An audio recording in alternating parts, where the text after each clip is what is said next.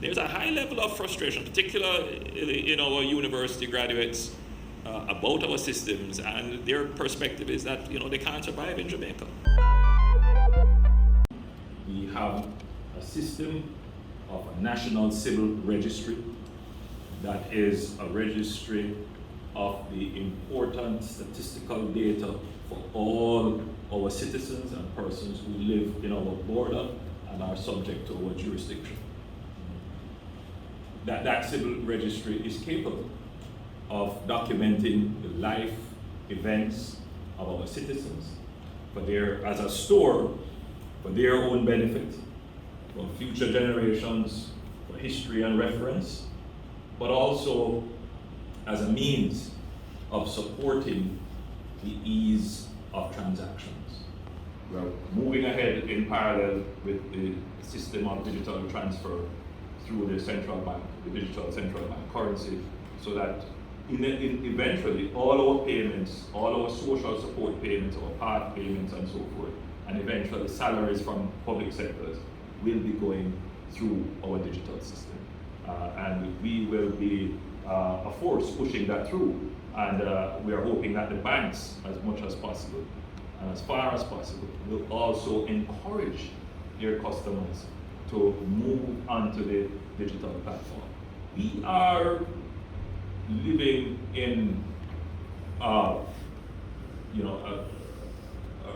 time of great change. It's a revolutionary time. The modern banking system is over 500 years old. And we are living in a time when the modern banking system is changing again. The challenge with the identification in Jamaica is that you have several that could pass as identification, but it doesn't satisfy the banking standard or several other entities' standard, and therefore the banks sometimes have to go behind the identification that is presented, because there is no identification system in Jamaica that is absolutely foolproof, except maybe for our passports and our voter ID. You know what it is also doing to our young people?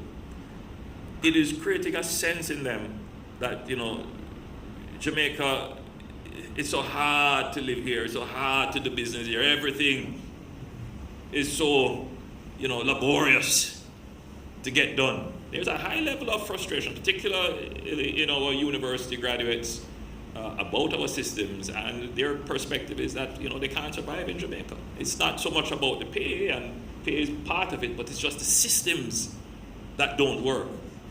But there's so many things that you have to change about these systems, including the political issues, because there are some people in the country who are influential, who are opinion leaders, but who are wedded to an outdated way of thinking. It was their way of thinking that created the problems in the first place. My job has been to challenge them and to bring a different perspective to the fore and to be strong in pushing through these perspectives to ensure that Jamaica becomes an efficient place where the next generation of Jamaicans can feel very proud of their country and the systems that are in place, instead of feeling very disenchanted with what is happening here.